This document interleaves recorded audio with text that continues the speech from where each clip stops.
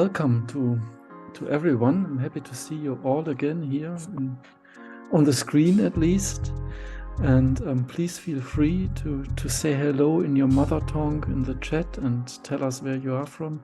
It's always a pleasure to see from which place in the world you are participating in that conference. And I'm very much happy to have again Sven Saar with us. He's a frequent lecturer in this format of the International Campus Waldorf. And today he's speaking about a topic he has just published a book about, and it's right now it's only in German available, but I really hope for an English translation. I think Laura will put it into the chat after that. And he's going to speak about sexuality, diversity, and humanity in the Waldorf curriculum. So this is a question which is really a hot topic, as I said last time, and I think Sven is an expert in it. He is originally born in Germany, and he has a Waldorf teacher training from the institute in Witten-Annen. And then for a long time, he has been a Waldorf teacher in the UK and also in Germany and again in the UK. And now he's on many different places in the world. He is responsible for Waldorf teacher training. So especially in Asia, in India, where he says he goes next week for teacher training, and also in other places in the world. And I'm quite happy to have him here. And now he's speaking from the UK, as far as I can see. So happy to have you here, and the stage is yours. Thank you very much, Jost, and good evening, everybody. It's lovely to be here once more. Some of you know already that for most of the time this evening, I will be showing you slides. And in case anything ever goes a little too quickly, you will also remember that you can get those slides afterwards as PDF. So don't worry if something disappears a little too quickly and you couldn't see all the text that's on it. What I would also like to say is that today my contribution is going to maybe ring a few bells with those of you who heard me speak last year on the theme that was slightly more towards racism than about sexuality. And there's a reason for that. So even some of the slides are going to be the same. And I'll explain why I think that is necessary in a little while. Simply, briefly, biographically, my connection to this theme of sexuality and Sexualkunde, as we call it in German, or sex education, is about 20 years old when, out of necessity almost, I created a main lesson block for grade 6. And just at the time, a book appeared called Sex Education in Waldorf Schools in Germany, in which this was published. It was then translated into English and maybe some other languages as well by Douglas Gerwin. And so that kind of went around the world a little bit. And 2 or 3 years ago, the German Research Council of the Waldorf Federation asked me to kind of put together a new version of that book. And that was when everything changed for me, because I suddenly realized that what we're talking about here is not a subject, is not a block, but is an approach. And I'll mention the word intersectionality here already, because I suddenly realized that what we are tasked to do here is not to invent content to teach, but to look at new generative principles for devising the content which we're going to teach. So I'm going to share my screen with you now.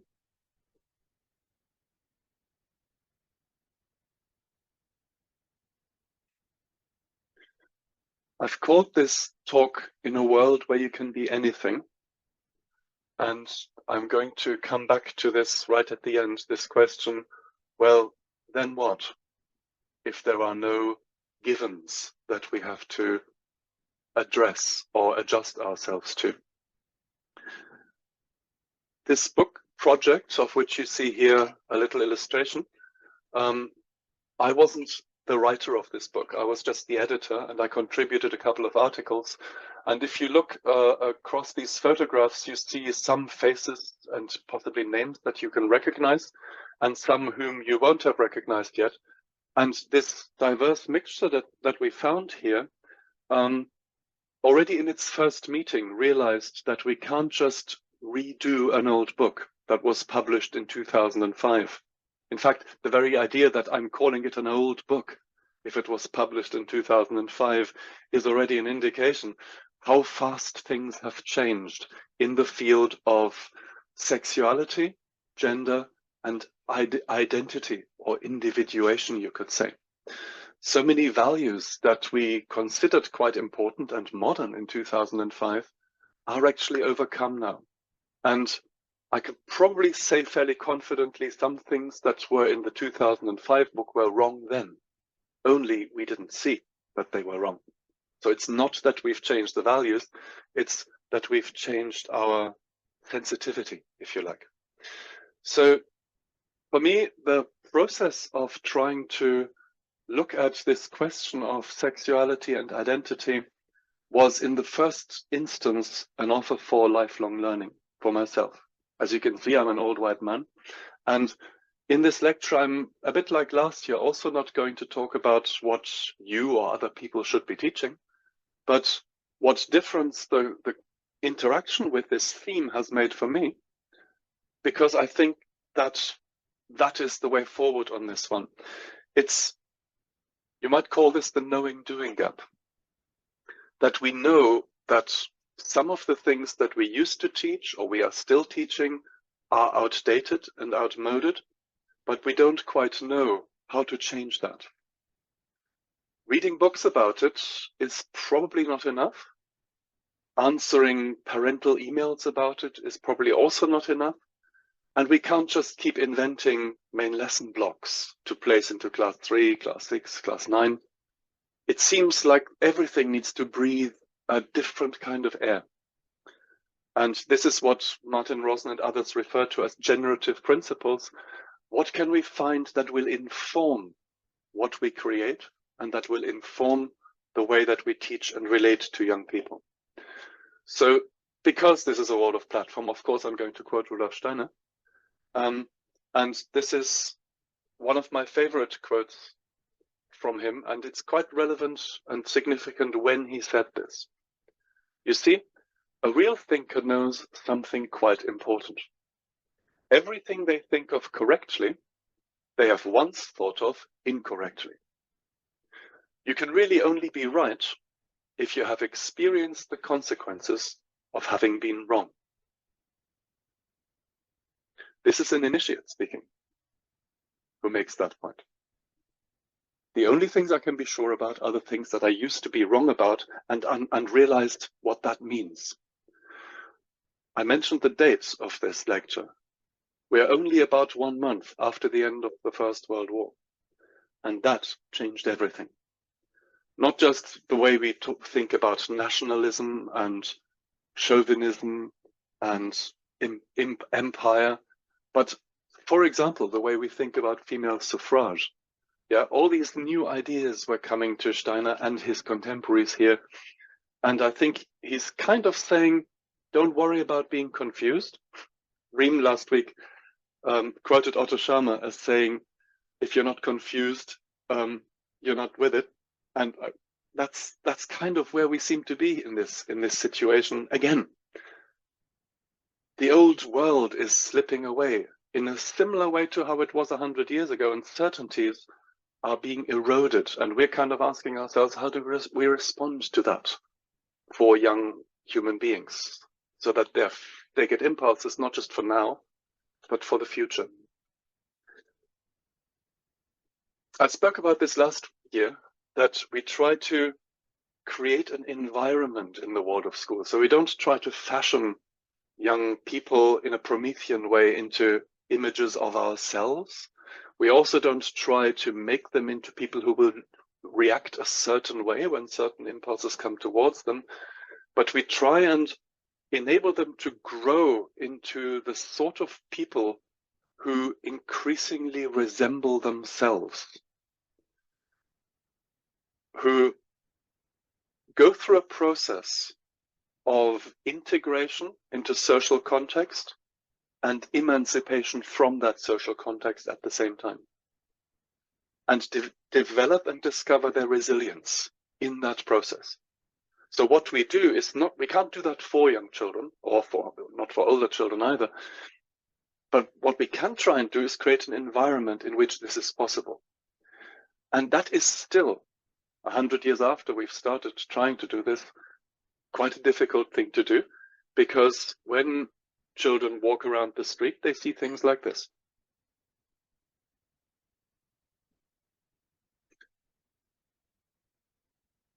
You've probably got something in your house that was manufactured by this company.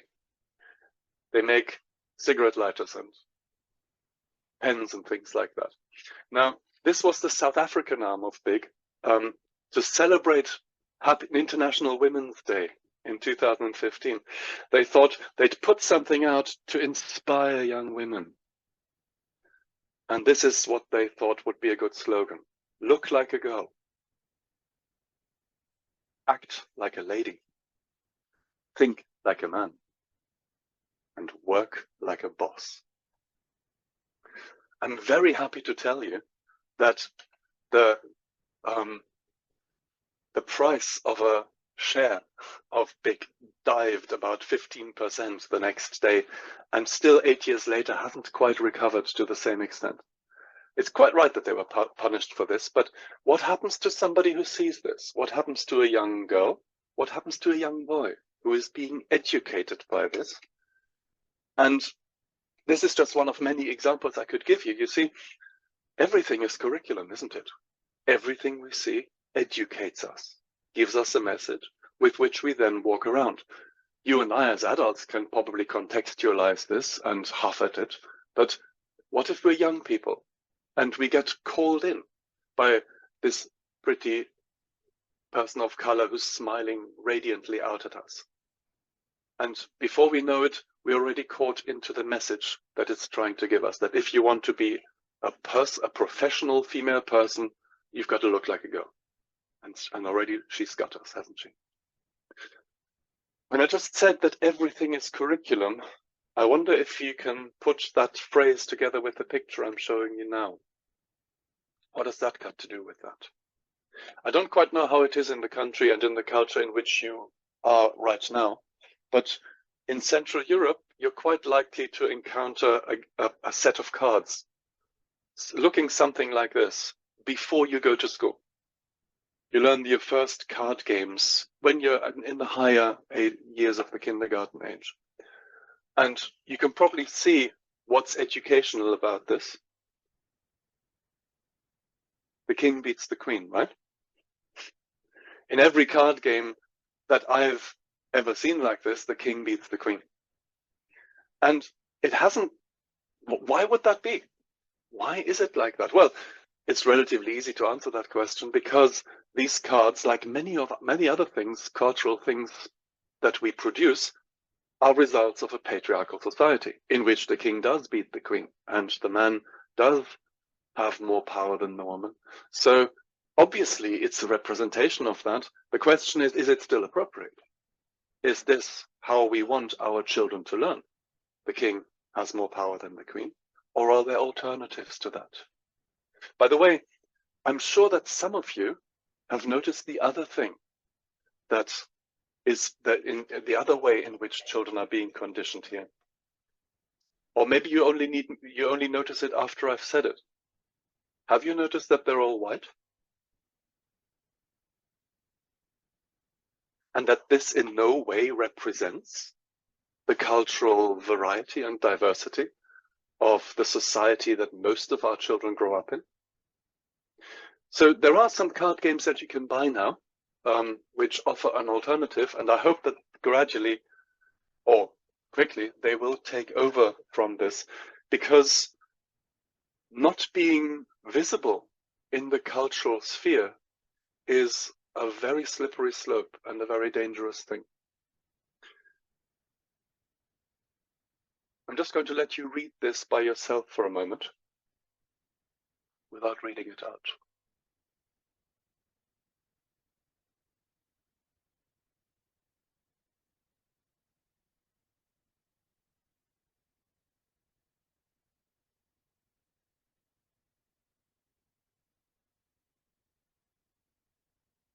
And if we were in the same room together, by now one of you would have put up their hand and said, Sven, there's something missing. There's a gap. What happens to you when you get to the gap? There's something missing in the sentence. I'll show you what's missing.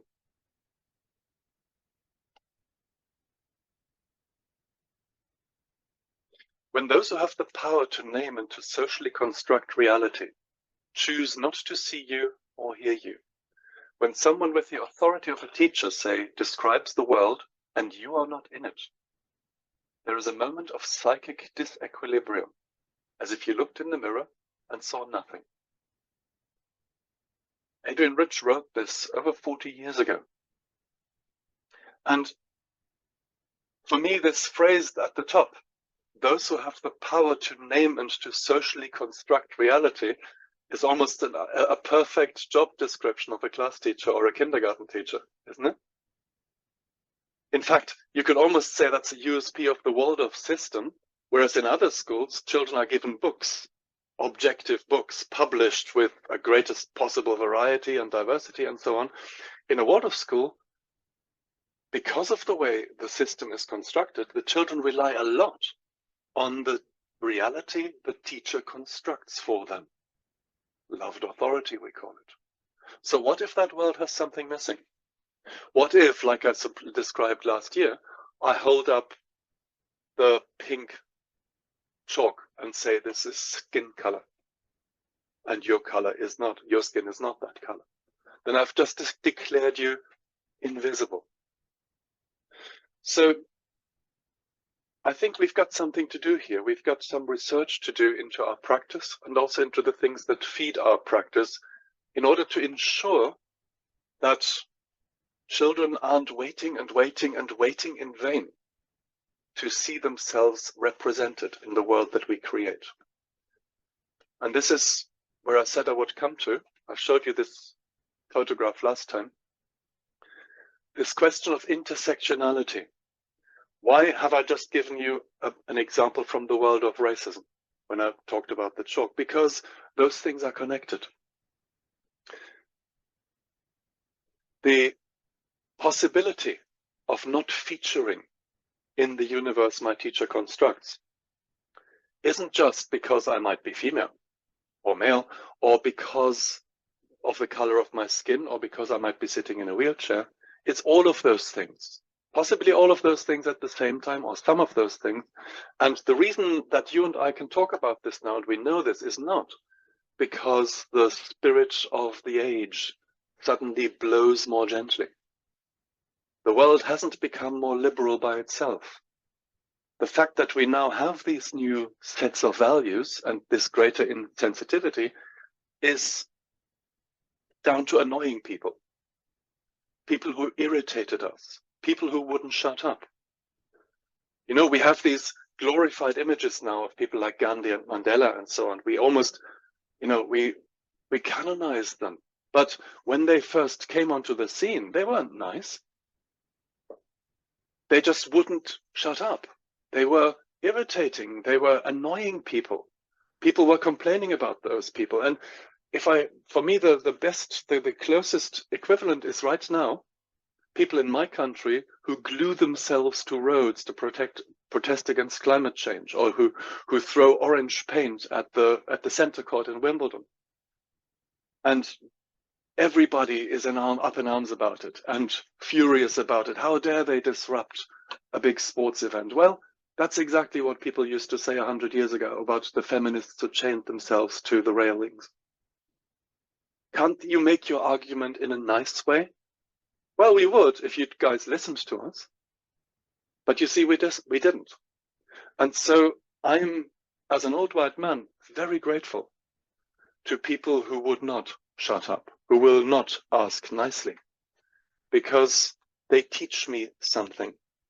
And I need to briefly repeat a story I told you last year because it's important in this, and some of you might not have heard this.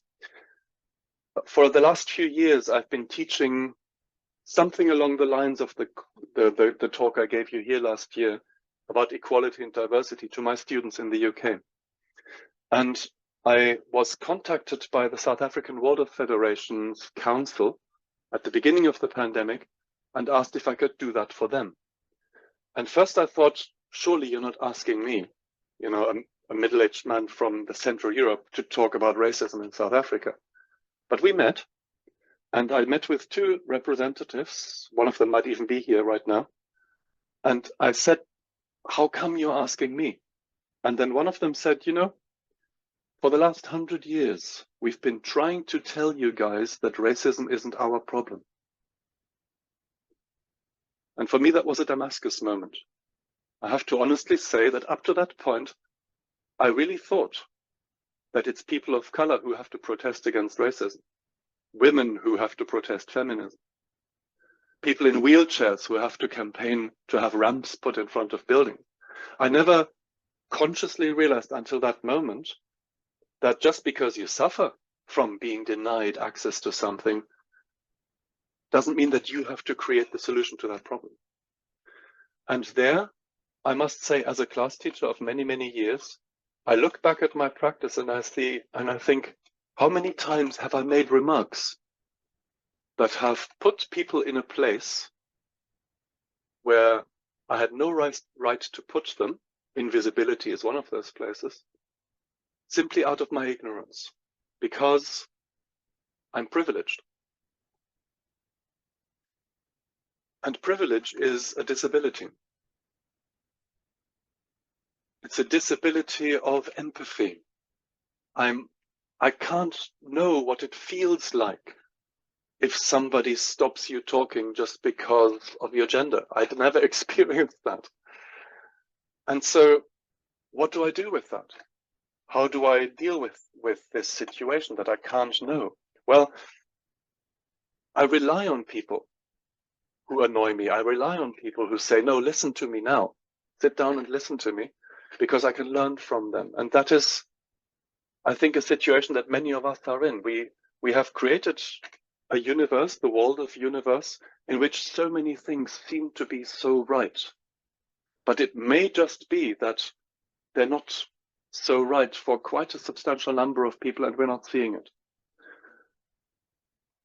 Jost said some time ago in his lecture that 46% of German pupils have migration background. Not in Waldorf schools, only 3% in German Waldorf schools. But the world we create, the reality we name and socially construct, as Adrian Rich puts it. Does it look like this? Like the picture I'm showing you now? Let me ask you this. Have you ever seen a Waldorf blackboard showing a crowd of people, and in that crowd of people, a person who sits in a wheelchair? Not because it's a story about a boy in a wheelchair, but just because it's a story about lots of people. I haven't.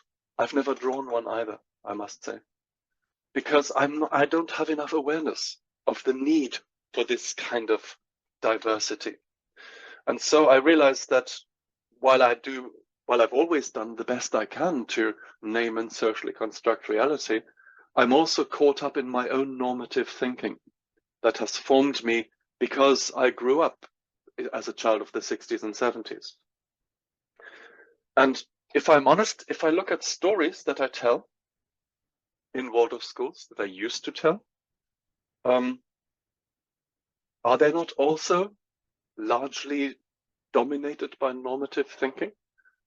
Ask yourself, those of you who are Waldorf teachers, how many stories do you know in which a family consists of one child and one parent, and it's not a problem? The father doesn't find a new wife at the end. Yeah? It's rare, isn't it?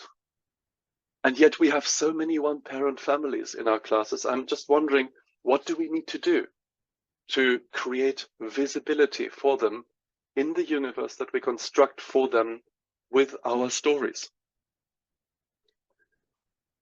I've just come back from a 3-week lecture tour in German Waldorf schools. I went to about 12 schools, And in most of those, especially those where I worked with the teachers, I invited the people who were there, the colleagues who were there, to take part in a perception experiment. And that was that I changed some aspects of the fairy tale of Rapunzel and told it to them and asked them, what does this do to you? How do you react? What triggers you and why? So before one does that, of course, one has to look at what is actually an inalienable truth about a story like that. And I'm not going to go into detail on this now, but there is, of course, something that is really, really important to the child and that the child needs to hear. But the fact that Rapunzel has a mother and a father, how important is that in this context? Can Rapunzel have two mothers? After all, they only come in the first 3 minutes or so of the story, and then they disappear. Does it matter? And could it be a possibility of allowing a child with two mothers to, for once, see themselves in a fairy tale? What if Rapunzel is a boy? The most beautiful child under the sun, it says in the Grimm's fairy tale. And then it discloses that she's a girl. But what if she's a boy? What if he is a boy and still marries the prince? Does that go too far? Does that trigger you a little bit beyond that place? Well, this is the kind of practice research we need to do, I think, to create that kind of equity that we have for too long, I think, denied children in our schools. And I'm not arguing for a superficial political feminization of patriarchal images. That would be a little bit too shallow. But we could have a look, and this would need more time and space, of course, if we wanted to do it justice. We could have a look at the different levels at which stories work. So to begin with, of course, we have an intention. We plan for something. We tell the story for a reason. I would call that the pedagogical effect that the story is supposed to have. And the fact that we tell it matters compared to, let's say, our colleague next door or the parents. Then there's a cultural level, and the Grimm's fairy tales are very strong with those. The Grimm's fairy tales always reward loyalty and obeisance, and they always punish people who don't follow through or who don't obey what they're being told to do. They never reward disobedience. That's cultural because you can shape society like that, of course, to reduce crime, for example. Then there's archetypal aspects where we can recognize certain characters, like, let's say, the fool or the hero or the lonely wanderer. And we can use those and we can somehow create a moral ethical compass for ourselves that goes beyond mere behavioralism on the cultural level. And finally, you could say there's a mythical content of stories. You could take, for example, the story of Noah's Ark, which we find in 150 cultures in the world, and which tells the story of the end of the last ice age and the inundation of the world and the rising of the waters around in a pictorial way. So that's just true, isn't it? My question, the reason I'm showing you this is this: at what point can we change something? Up to which point can we change something? Can we change the cultural things to bring in diversity, for example, like I just suggested with the two mothers of Rapunzel? What about archetypal images? Are they true just because they are old, or can we question those as well? I'll give you one example. In many ways, Rudolf Steiner describes this, and other people, secondary literature describes that the eye, the human eye, has a male quality, and the human soul has a female quality. Would this also be true if our culture had not been patriarchally dominated for the last 25,000 years? Would we consider it as true then? That is the kind of practice research I think that we need to do now. And it might just be that for this reason, we have to actually tell our children some of these stories and see what pictures they draw on the next day, or what questions they ask. And to bring these things into parents' evenings. How do you feel about that, parents? What is important to you? I think this is what makes this time so exciting. And you realize that I still haven't talked about sex yet, and sex education. And I hope that in my opening words, I've explained sufficiently why that is, because we really need to think where we are ourselves before we do that. So in order to do that, can you just put your fingers on the buzzers, so to speak, and help me out by putting some answers into the chat, or not answers exactly, but what associations do you get with, oh, sorry, first image first. Let's go just with this image. What comes up?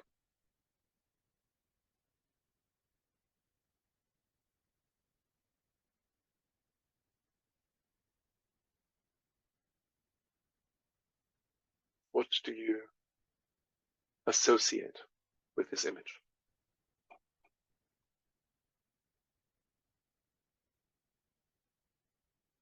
Lovely, thank you. Things are flooding in. That's really nice to see.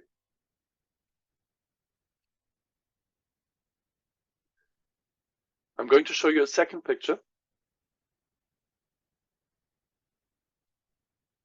What about the picture in the middle of the screen now? What do you associate with that?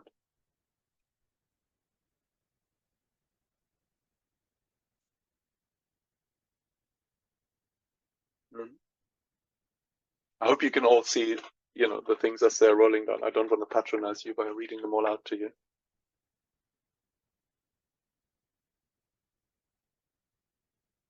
And I've got one more. This one. What does this do to you? What do you associate? It's lovely that some of you are super quick with this, because the more you think about it, the more complicated it becomes. It's good if you just write the first thing that comes to your mind.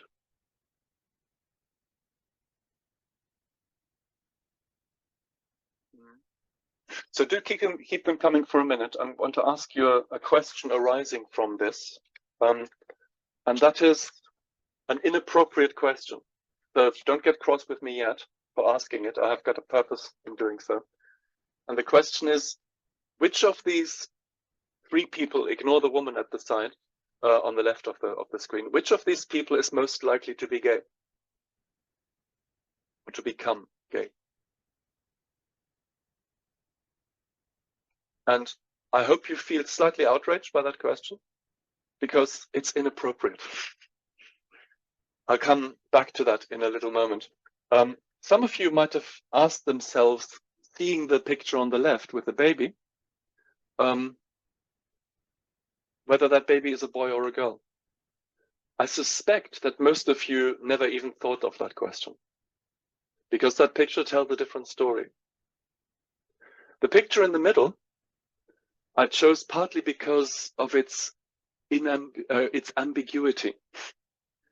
It's one of those Mona Lisa expressions where you can read absolutely everything into the picture. We don't know what is going on in this young person in the middle of their childhood. It could be deep and profound. I still don't know if this is a boy or a girl. I don't know the people in the pictures. And I don't know if they're thinking about something important or something casual. But I do know that the person on the right is asking me to consider their androgynity. The fact that they're performing themselves in this way is deliberate. They're asking me, they're challenging me. And what do you see? Makeup? Colored hair? Are you seeing a boy or a girl? It's a playful thing, maybe. It could also be a provocative thing. I don't know how this is meant, because I don't know the person. But here I'm being confronted with a challenge that has something to do with gender, whereas in the first picture I'm not at all, and in the middle I might be. And I realize, actually, this has nothing very much to do with those people, but it has a lot to do with me. I'm going to show you another picture now.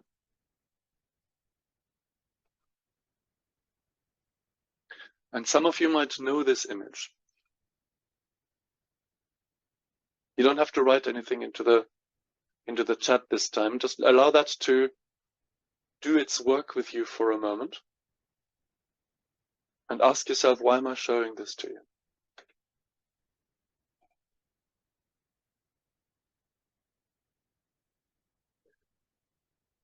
One of the things I've done in the last few weeks, sometimes in some of the schools, I've worked with upper school students, and they couldn't get enough of this picture. They always ask me, no, don't take it away yet. We want to see some more. And the first thing they notice is that the woman is taller than the man in this picture, which is a valuable observation, but it's also not accurate, because what we're looking at here, and that's why some of you might have seen this before, is the first transparence. So this is a couple from Bogota, Colombia, who are both about to have an operation to bring themselves into alignment with the gender that they feel themselves to be part of. So they're waiting to be operated on, basically, to align, to come to a place where, you know, their physical, biological sex corresponds to their gender identity. And in the process of waiting, they meet each other and they fall in love. And they fall in love so profoundly that they decide to start a family. But they're also aware that if they wait with this until they've had their operation, they may no longer be able to have a family in the natural way, or what we have so far come to see as the natural way. So what do they decide to do?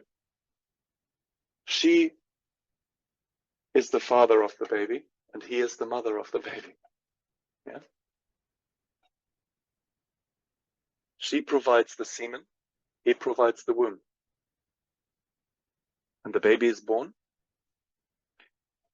And it's a story, an international story. And a huge shitstorm starts, and hundreds of thousands of people send them negative responses to this, troll them. But really, if I look at this and I kind of ask myself, what's the really important story that this picture is telling? I get back to this one. Really? I think this picture is about love. If you look at the whole thing from the perspective of the child, which is after all what Waldorf Education is claiming to do, then it sees here two parents who love the child, who clearly love each other because they've chosen to perform themselves physically close to each other. And who cares, to be honest, what their genitals are like right now? It's not part of the story. There's a whole different story that is being told here. And my question is, does that arrive? Does that find its way through my normative thinking? Do I allow that in so that I can then allow it out again in my teaching, in some form or other, whatever I find is appropriate in that way? I don't have time to go into a lot of detail on this right now, because I'm kind of aware that I shouldn't take up more than is absolutely necessary so that we have some time to get into an exchange afterwards. But some of you might have come across the thought already that we have to be very careful not to confuse four separate areas. The first one I would call biological sex. That has to do with what chromosomes we have and with what genitals we have. And within that, there are clearly two polarities. There's male at one end and female at the other end. In between those two polarities, there are 95 recognizable intermediate stages. 95. I'm taking that figure from a lecture by David Martin, anthroposophical physician, about 4 weeks ago in the Goetheanum in front of 900 anthroposophical doctors. He said, that's where we are now. So chances are you or I are not at one end of the spectrum. If we're relatively comfortable, if we're cis, so to speak, with what we've been born with, we may be at stage 82 of the 95 or at stage 7 of the 95. Chances are we would probably only notice if we're somewhere between 40 and 60, in the middle of that realm. Yeah, then we would be intersex, and it would be visible and noticeable and tangible and so on. But 0.6% of the population are in that situation. That's 1 in 200. So in a large Waldorf school, that's 2 children who experience themselves in that way. That's not nothing. For those children, that's everything. So this normative thinking, in fact, it's been broken up already many years ago. Magnus Hirschfeld, the famous German psychological pioneer of this whole gender and question, he identified 81 stages between male and female, and the Nazis killed him for it. So this has long history of being a questionable thing. Yeah, nobody's trying to abandon male and female, by the way. We're just saying there's space in between. All right. However, this has nothing to do with who I fall in love with. It also has nothing to do with whether I feel comfortable with that or not. My gender identity is whether I feel myself as a man or as a woman, and that might be in line with what my physical sex is, or it might diverge from that. I don't really have much of an influence on that, to be honest. This is just how it is for me. And all those 3 things have nothing to do with how I perform myself. So if you look at me, I know my picture is probably quite small on the screen, but you can see that I wear an earring. I got that earring when I was 12, and it was a bit of a thing, an attention-seeking thing, I think, at the time for me, because it was unusual in the mid-70s to be a boy with an earring. So I wanted attention, and I got it. Not all of it positive, and my grandfather forbade me to enter his house. He said, if you're queer now, he said a worse word, you can't come in. I don't allow people like that into my house. So what had he done? He had seen something which we would nowadays recognize as gender expression and assumed it to be a sign of sexual orientation. And he had projected something onto me which wasn't me at all. I'm not gay. I haven't really ever had an interest in that aspect, but I like dressing up, you could say. Yeah, so I like earrings. It took a long time for him to change his mind, and the only argument that would sway him in the end was that my mum told him, no, gay people have an earring in their right ear. Sven's got an earring in the left ear. And he said, oh, that means you're not gay then. All right, then you can come in again. Ridiculous now, and we laugh about this a little bit, but I'm deliberately telling a story that didn't traumatize me. I could replace that, and other people could replace that with a lot more painful experiences, and I'm quite aware of that. Yeah. So remember on that intersectionality screen earlier on, the first word was suffering. I haven't suffered particularly much for wearing an earring, and I'm quite aware of that because of the privilege that I carry, of course. But I want to stop here briefly and allow you to speak to each other for a moment. I'd like you, maybe inspired by my earring story, to just get in touch with each other briefly, no longer than 10 minutes, to open up a breakout room now and to see, do you have a story to tell? Did something make you a man? Did something make you a woman or contribute to doing so? Or did something happen to you that made you uncertain? That made you question where you place yourself? Doesn't matter whether it's to do with sex or gender or sexual orientation or all 3 of those. I know that not all of you will be able to speak in such a short time, but maybe you've got something that you would like to share. And I'd like to give you the opportunity to do that now, if you wouldn't mind. So Lara is going to send you off into rooms. So thank you for allowing yourself to do that, either to speak or to listen in those breakout rooms. I want to once more say something that David Martin said to the anthroposophical doctors a few weeks ago in that conference, because as you will know, this whole question of gender and sexual orientation and sexuality is quite difficult not to have an opinion on that. Everybody kind of knows and has something to say about it. And David acknowledged that in his lecture in that conference and said, you know, what makes a difference is if you have somebody sitting in front of you who is really suffering because of the way that their biological sex and their gender identity are not matched. And you have the possibility to help that person. And suddenly you forget all the arguments. And it's no longer a question of right or wrong. It's a question of healthy or unhealthy. And if you can make a difference to that, then you stop talking and you start doing. So this is kind of what I called the knowing-doing gap earlier on. And we're not in such a different position really either. It's quantitatively different, I think, but not necessarily qualitatively for us as teachers. I'm just going to bring my screen share back.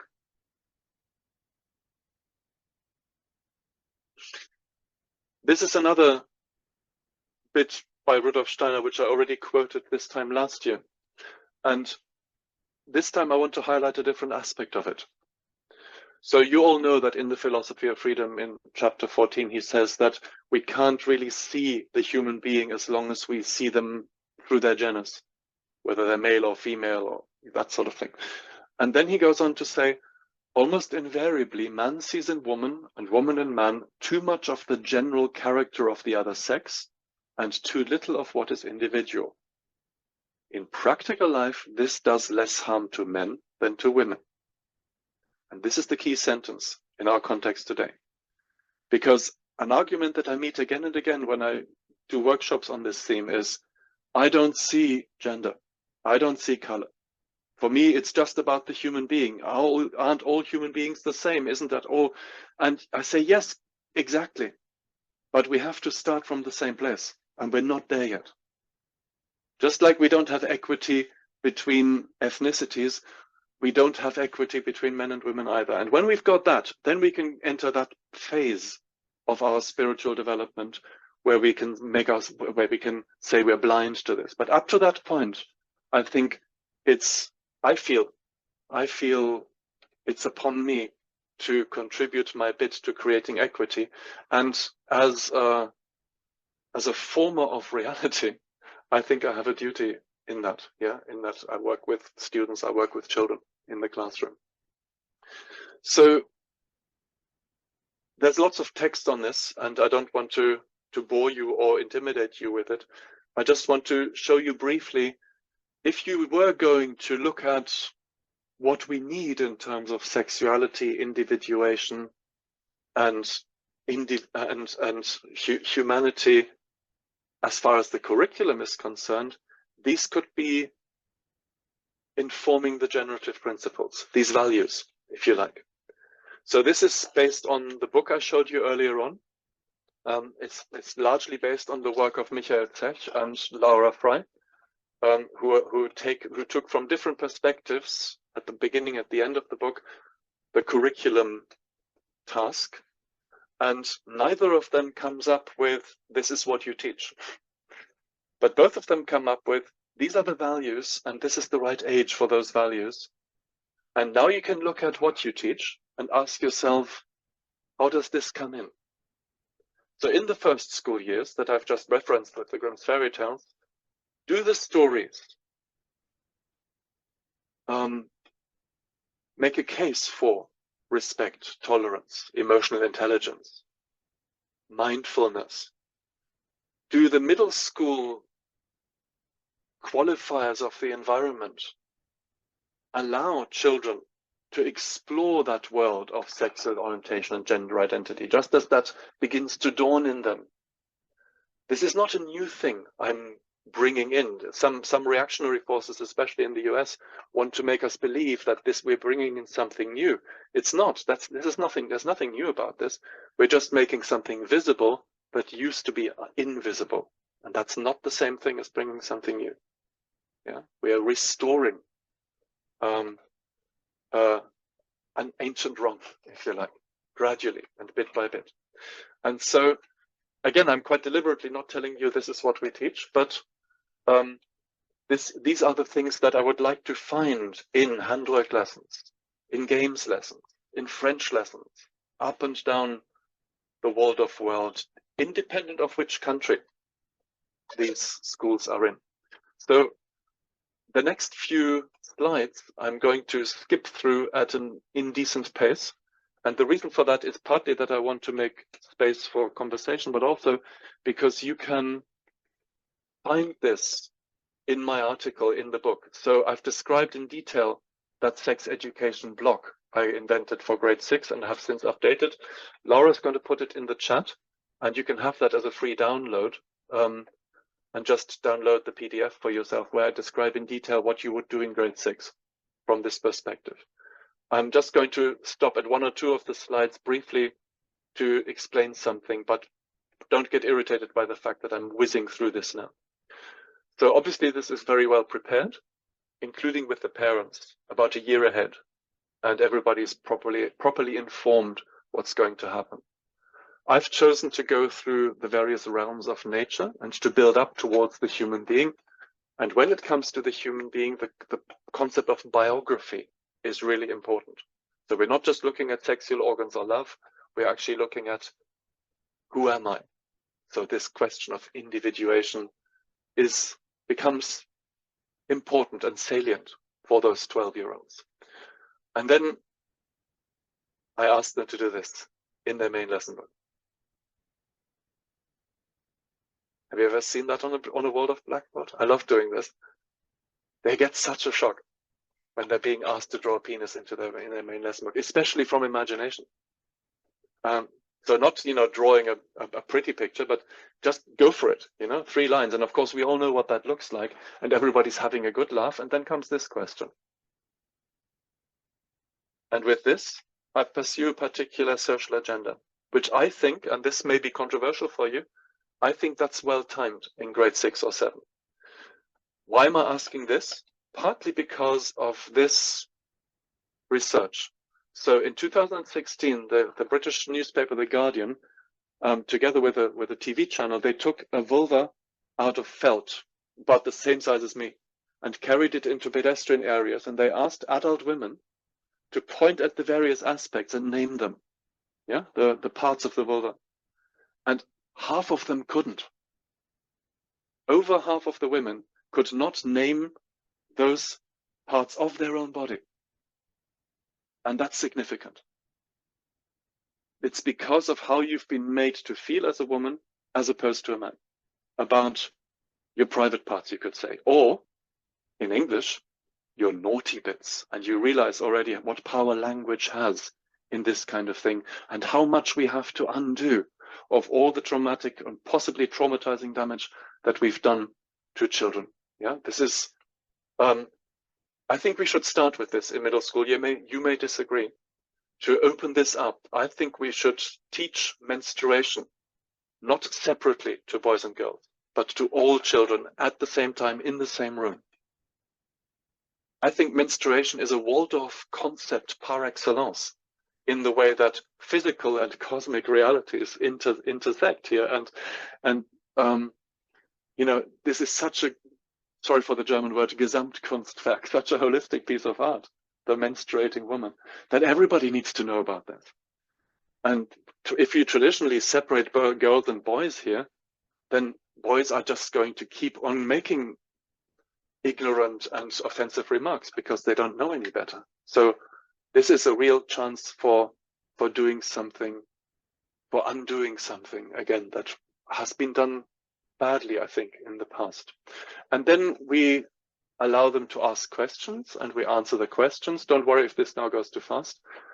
We're also learning about love. It's not just about sex, and we're doing it in a good old Waldorf way by learning a poem by William Blake and learning about his concepts of selfish and unselfish love. He calls that clay and pebble, or pebble and clay love. We develop emotional literacy, and then we apply that to this wonderful story of Tristan and Isolde. That's my concept. And what we do with that, you see, is we age appropriately for these 12-year-olds. We begin to develop a culture and an atmosphere in the classroom where we can talk about all these things. One thing we don't do is we talk about ourselves, because we don't have to. We talk about, we're in safe space when we talk about Tristan and Isolde falling in love. No sane teacher would ever ask a child to describe what it's like to fall in love. But we don't need to, because we can create safe spaces where that is possible, because believe me, they do want to know, and they have opinions on these things. And then the journey continues. They need to know about transgressions. They need to know about consent. They need to keep themselves safe, both in the physical world and online. And of course, eventually they need to know how to use contraception. Not yet in grade 6, but that needs to come. And where does that find its place in our curriculum? It's certainly not in the books yet. And my argument would be that it doesn't necessarily have to be in the books, as long as it informs its way into what's already there. Yeah, in true generative form. Then we're talking, I think.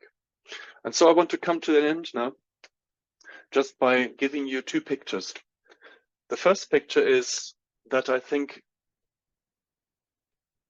if you think back to the time of humanity, if you can allow your imagination to do that, when there was no civilization, when we were natural human beings, then you could say we were going with the flow of everything. You could say humanity was moving as in a river. And we ate when we were hungry, and we made love when we were horny, and we slept when we were tired, and stuff just happened. And then civilization came in all the cultures in the world and made rules and said, well, you can only fall in love with those people, or you can only eat when it's light outside, etc., etc. You have to pray to this God and not to that God. And the result of that was the equivalent of straightening a river. Yeah, canalizing, if you like, a river. What happened was that the current now became faster. The speed of the cultural movement was accelerated. And that was fine as long as you were swimming in the same direction. As long as you were going with the mainstream, you were fine. But if you were not, if you wanted to fall in love with a man, as a man, you had a problem. What were you going to do? Swim against the stream and risk everybody else trampling you down? Step outside the stream and live a lonely life? Or pretend that you're like everyone else? And so that's the price we paid, you see, or some of us paid, for this cultural acceleration that civilization provided us with. Not just religions, but also religions who did that. And well, certainly when I was born in the 1960s, the walls of those canals were massive. Big, straight, concrete walls that it was almost impossible to climb out of. And the kind of people that I honored earlier on by saying they had the courage to not be accepting these injustices, they now come with great big bulldozers and they bulldoze those walls, those concrete walls, one after the other away. And what happens to all the water? It spreads out. And where there used to be rivers and then canals, there's now a great big ocean. And the young people of today, Generation Z or iGen, are floating on this ocean. And anything goes. You don't have to be gay, you don't have to be straight. You can just be whatever you like. You can choose to be that and you can choose to be that. And nobody can tell you what to do. So you're floating on the ocean in your little boat. And I don't believe that many of us want to go back to a place where we have these walls, where we have this canalization. But we also don't want to just drift there, do we? Because there are currents in the ocean, we just can't see them. There are winds as well, but we can't go with them. So what do we need? I think we need tools, three types of tools. The first tool is a sail on our boat. And that means with that sail, we can go with the mainstream whenever we want to. Yeah. So when there's a football World Cup happening in our country and we just want to go with the culture, we put up our sail and we can go with everybody else and watch a football match. Although it's not normally something we want to do, but everybody else seems to be excited about it. So let's go with that. The second tool we need is a rudder. Because it may well be that we decide that actually we don't like football that much after all. And so in spite of the sail being up, we now want to turn the rudder so that we can go against the wind. We can go a different direction if we choose to. So those two things are things that we need to bring ourselves. And then we need a third thing. And that is something to orient ourselves by. ideally with more variety and with more profundity than those concrete walls of the canals. And I think we find that above us. We find that in the world of ideals, the world of ideas, and one of those will be ours. One of those will have meaning for us. Doesn't have to be the one that everybody goes for, the pole star, but it can be if we choose that. But we've got hundreds of them to choose from, and that can be mine. And I'm kind of wondering, how do we choose that star? By what criteria do we go with that? How do young people make their choices? And as good a way as any, I would say, is to not look what is true for me, but what is healthy for everyone else. And for me, one of those stars is this one: kindness.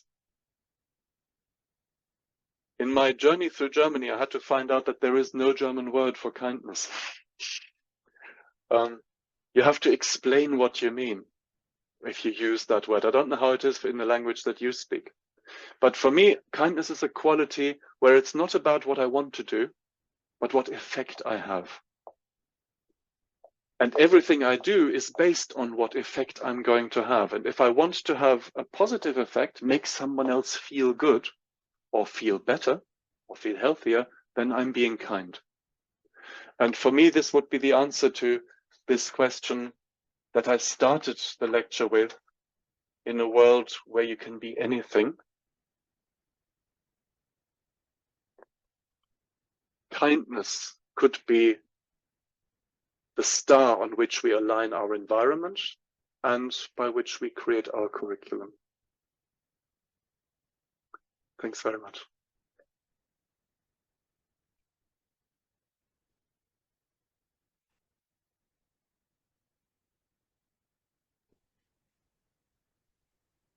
Thank you so much, Sven. So there has been many comments in the chat, and it would be a bit difficult to return to them because there has been a long weekends. So I just would like to ask you, please raise your hands or start now writing something so we can go into a talk about your questions. Thank you so much so far, Sven. And I think there will be many questions or comments about it, but feel free to raise your hand and talk about it.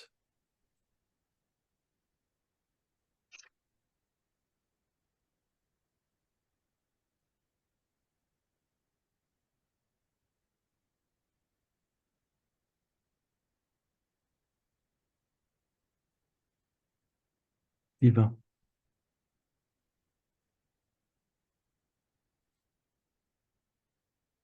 Viva, yeah. Okay. I think it's first thing is to even be aware of it, that sometimes what I hold as a truth for myself might be very harmful for someone who's around me.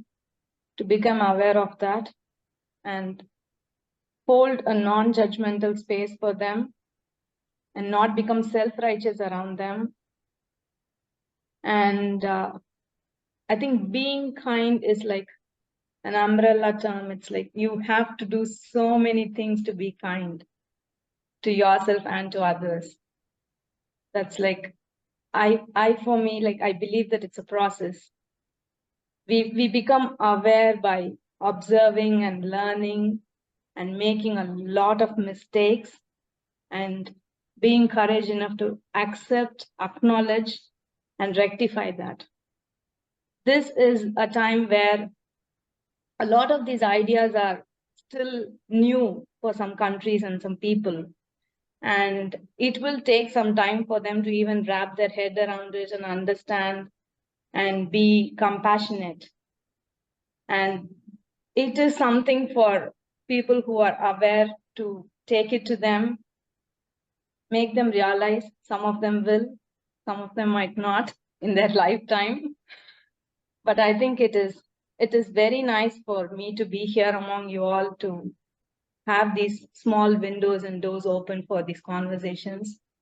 And it is a huge thing, especially for for the place that I came from in India. I come from the southernmost part of India, which is still struggling with patriarchy. So, so there are lots of things that we have to kind of grow up, change our mindset, change the language we use around these things. It's a lot of evolution that we are waiting on.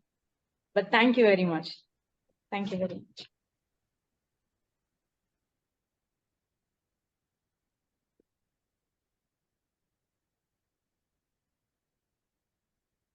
Thank you very much, Shiva. I appreciate that.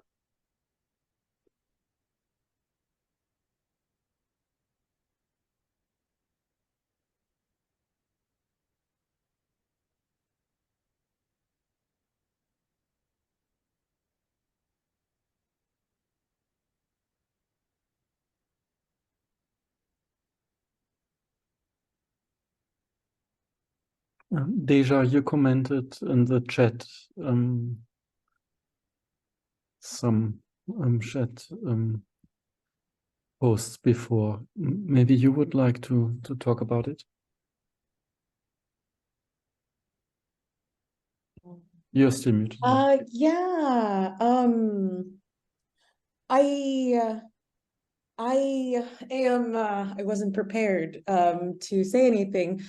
Just like wanting folks to, it's new for, I think, a lot of us, especially if you aren't identifying as someone who doesn't fit what is traditionally thought of as a woman or man, to kind of grapple around kind of gender diversity and other ways to identify, and kind of getting to a place where we're understanding someone else's walk of life is helpful.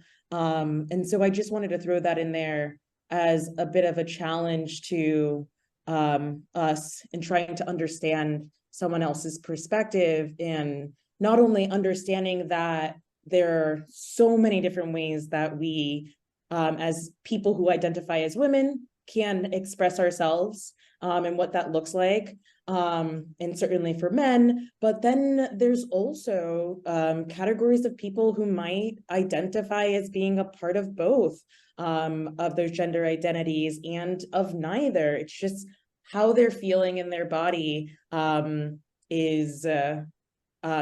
it identifies in not just this spectrum between the two, men and women or male and female, but this kind of whole map of expression and identity. And so just wanting to throw that out there, so as we're encountering people in the world, that can be on our radar as well. And one of the other things that came to my mind as Sven was talking is I found it very interesting when you spoke of your privilege as a disability, and certainly I think privilege can sometimes give us this blind spot, if you will, and being able to understand certain things about how other people live their lives. But certainly in you even giving this address also speaks to the power that privilege has. As a white man in this world, you are someone who, just the way our societies are set up, people listen to you, right? That's just how the world that we live in. And for you to take that privilege that you have as a white man and give this address about gender oppression just shows the power that privilege has. And for you being able to kind of promote the messages of inclusivity. And so certainly I definitely wanted to throw out that, yeah, sometimes and oftentimes people have blind spots because of privilege, but certainly that privilege can easily be turned into power for good. And so I thank you for giving us address, Sven. Thank you. Thank you. That means a lot from you, Deja. I omitted to say that I think the privilege is the kind of disability from which other people suffer. Yeah, most disabilities people suffer from themselves, but from my disability, other people suffer. So that I think I did manage to say that. I think Christoph's got his hand up. Yes, Sorry. Chris. I admire your last 3 images so very much. That lonely boat on the ocean, and then a sail, and then a rudder, and then orientation. I hope this is basically very educational. For me, is the question what we need first, the orientation, and then build a right boat with rudder and sail, and then set at sea. But that's a detail. I want to say something in general, and please do not take it as a critic, but I just came across this amazing book from this Belgian philosopher, Van Rijbroek, who wrote that book after a lecture he did in Holland. And the title of that book is, I mentioned it 2 weeks ago, mm-hmm. Colonizing Our Future. And with all respect, and I have loved very much what you talked this evening, is that now a form of colonizing the future? Would you like me to respond to that? If there is time. I don't think so. I do think it is projecting karma forward, but then we do that all the time. The difference is that we're more conscious of it.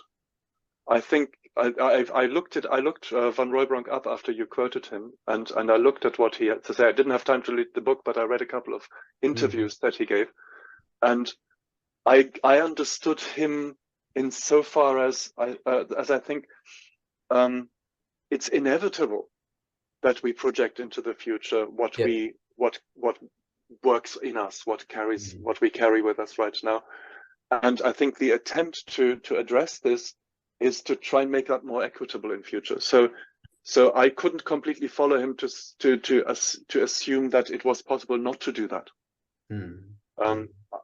I don't think it's possible to walk up forward into an empty space. We're always going to take something, project something, which we will then have to deal with. I don't think it's possible to not do that, but that might just be my incomplete understanding of the issue. Yeah, I understood it in this way, that that he is promoting a great care, that we have to be more careful for what we bring into the world out of our own positions. Yes. What really resounded with me, just to finish that, to say that point as well, from his point, was that by only addressing the past, we forget to look at the present. So the example I think he gives is if a mayor of a city renames all the streets in his city, but doesn't address the social injustice that people of color live in the poorer quarters, then he hasn't really done his job. And that certainly resonates with me. That so I can totally relate to that. Yeah. Thank you. Alison, please. Hello. Hi, Sven. Hello. I'd love to hear you say a little bit more about the sail and the rudder. You gave us kindness as one of the possible stars for orientation, but I feel like I want to go back a little bit and have you say a little bit more about what in your practice, in our practice, what is the sail? What is the effective rudder? I understand the question, Alison, and your desire, but I think I would do injustice to the image if I did that now, because I could only make it smaller than it is right now in your mind. But if I can tell you where I've got the image from, it's not. I can't claim to have invented it. It comes from a play from 1937, which is called Noah, by the French writer André Aubet, O-B-E-Y, and it's essentially, in the play, he tells the story of Noah's Ark and the flood.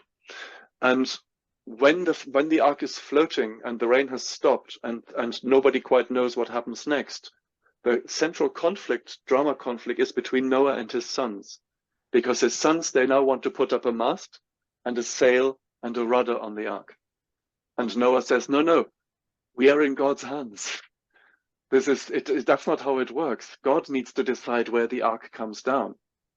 And Ham and Shed and Japheth said, no, that's your world. In our world, we decide where the ark goes. And I've always found that such a profound image that I'd rather not explain exactly what my image of the sail and the rudder is, if you don't mind. Thank you. I understand. There's It has a little bit Saint-Exupéry character, huh? Yes. These images. Yeah. There's a question in the chat by it's just K. Maybe we can read it and you can refer to it.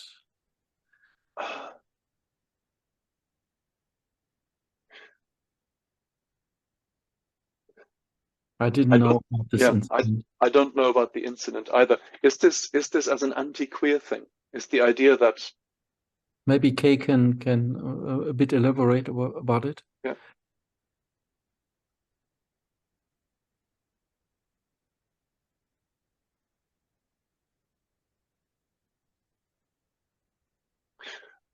Maybe I can say insofar that in this journey I had of German Waldorf schools, I encountered at least one or two very strong trigger responses to what the issues I brought in every school where I went. To the extent that somebody said I was dragging the results of spiritual science through the dirt. So some people get very emotional when asked. So one response to the Rapunzel question was whether I was now trying to dictate everybody that they had to tell different stories, and it's missing the point. I think it's missing the point. We're not in a battle. This isn't a battle. This is building a new culture that we're trying to do here, and we're going to get it wrong sometimes. But if we try not to be right about it, but to be sensitive and kind about it, then we're least likely to cause damage with the mistakes that we make, I think. I just heard the church bell and was reminded on the time. So this is how it is in Germany. So I was getting the time. I think we have to close. Would you allow me just to spend 2 minutes with telling the people about my new initiative? That or would our new initiative? That would be nice, and then I would announce the next section, next lecture. So I'm going to put a web address into the chat for you. And this is a new initiative that I'm part of. Teachers from around the world, Waldorf Modern, my institution, and the Center for Anthroposophy in the US, Adam Dubignon in Malaysia, we've put together a program for high school teachers in Waldorf schools to meet and improve their practice and their understanding of the practice. I recently heard that even in Germany, it's almost the figure of people working in Waldorf schools without a Waldorf training is almost at 50%. And if it's like that in Germany, it's going to be much more than that in other countries. And it's something that everybody wants to address and nobody quite knows what to do about. And what we've put together is a 4-term program where experts from around the world are going to curate meetings for Waldorf high school teachers, always 3 weeks in a row, every Wednesday for 90 minutes. And then it moves on to another subject. And we're going to cover the age from 12 to 18. So it's not a training course, but it's a place where you can get the basic generative principles of your subject in a Waldorf high school, and then meet other people from around the world who work in the same subject. We're also gardening teachers, science teachers, art teachers, and so on. So that's going to start in January and will be launched on the 13th of December. So you've got the website already to have a look at, but there will be much more coming your way, and we'd love to have as many people from around the world there as possible. Thank you very much for giving me that space, Jost. So thank you very much, Sven, and thank you also for this wonderful initiative. I think it's very much important that there is a big improvement in the world of teacher training around the world. And I'm very much happy about that work. Thank you for giving that lecture, and we are looking forward to our next lecture. This will be next week, Martin Rawson, and he's having a talk with Virashni Buntu, and this will be about Waldorf education in South Africa. So this will be a talk between the two of them, a different way of doing it. I'm very much happy, looking forward to that. I wish you a good night, a good evening, a good day, wherever you are, and happy to see you again next week. Goodbye all to you.